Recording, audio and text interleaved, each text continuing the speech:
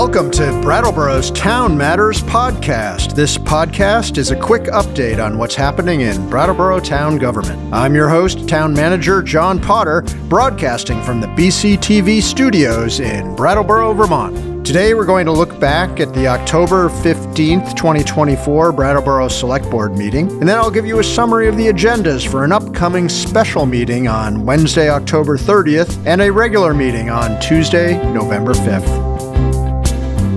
At the board's October 15th regular meeting, they approved a consent agenda with 8 items on it.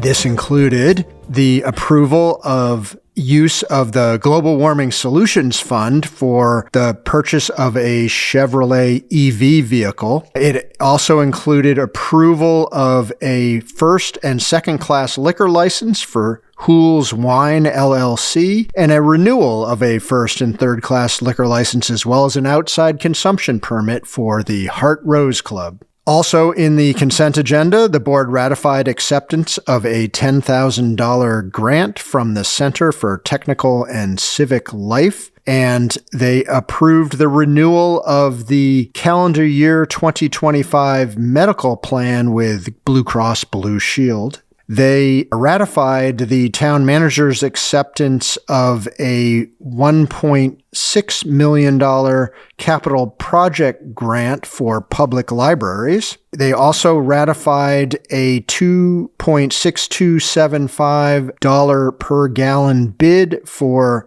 the FY25 fuel oil contract, and they ratified 2 parade permits, one for the Vermont Association for the Blind and Visually Impaired, and one for a V-Bike gallery walk parade.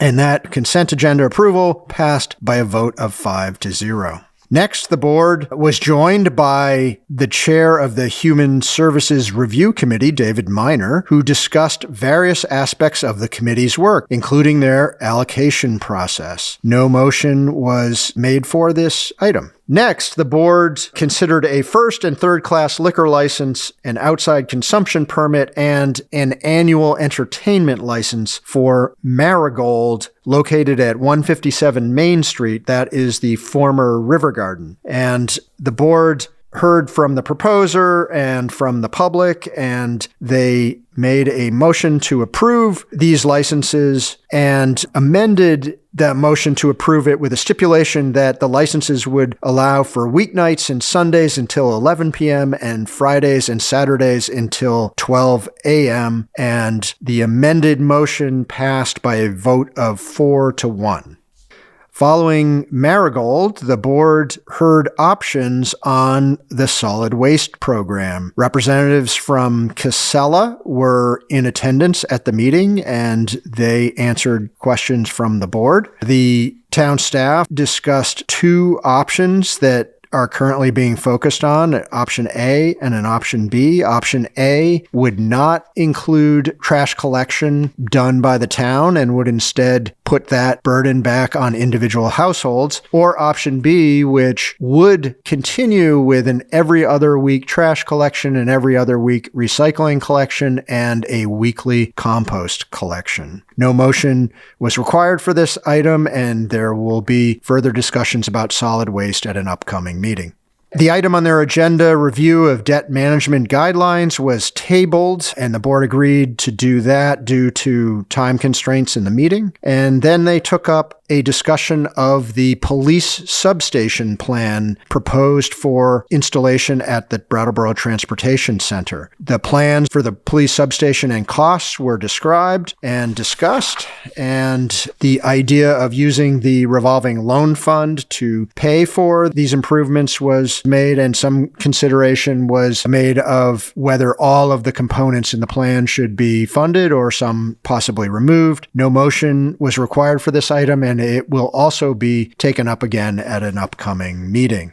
The final items on October 15th were a quarterly fire department report, and Chief Howard, Assistant Chief Keir, and EMS Superintendent Fritz entered the meeting and presented their report. They discussed fire prevention, inspections, and EMS. Chief Howard addressed concerns about the overtime budget and about recruitment. no motion was made for this item. And the final item of the night was the quarterly finance report for fiscal year 25 through quarter one, and Finance Director Kim Frost made a presentation and answered questions from the board. The next Select Board meeting is a special meeting scheduled for Wednesday, October 30th at 6 p.m. at the New England Youth Theater at 100 Flat Street, and there is a regular meeting scheduled for Tuesday, November 5th at 6:15 p.m. in the Select Board meeting room at 230 Main Street or on Zoom. The preliminary agendas for the October 30th and November 5th meetings are the following. The October 30th meeting is a part of the Community Safety Fair and Forum that will be held that evening at the New England Youth Theater, 100 Flat Street. The Select Board will be conducting a breakout session during that fair, and it will be an open office listening session. So anybody who would like to have a longer, more in-depth conversation with the Select Board about community safety or public health issues that they're concerned about, that is a good opportunity to show up and talk with the board.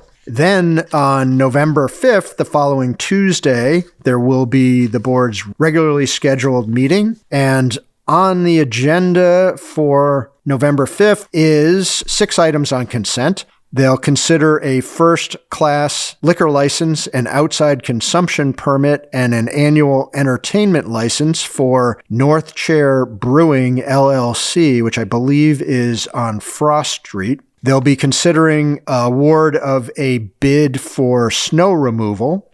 They will be considering authorization of a $5,000 grant application to the Dorothy Louise Kyler Fund for library materials. And they will be considering authorization of a $16,725 cost for a gas compressor replacement. They'll be considering authorization of parking for holidays downtown, and they will be approving a special representative town meeting warning, which we will update folks on in future podcasts.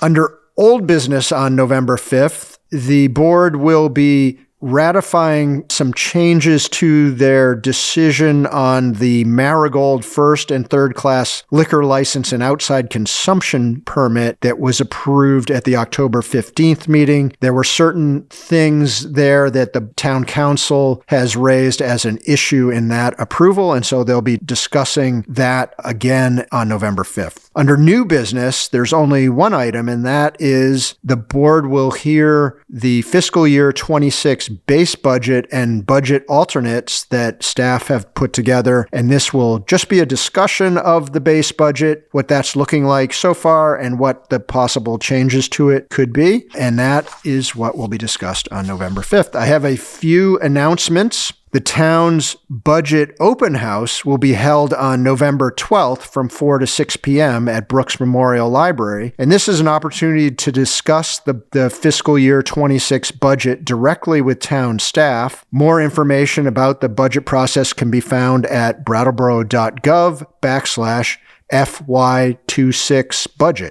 The Planning Department is hosting a second public forum regarding the Canal Street Corridor Plan. The meeting will be held on November 14th from 6 to 8 p.m. in the Select Board meeting room at the Municipal Center. The public may also attend on Zoom. This plan aims to make enhancements to Canal Street stretching from the Hinsdale Bridge to Exit 1 on I-91. For more details, including an overview of the first public forum on this topic, the one that was held previously, visit brattleboro.gov/project.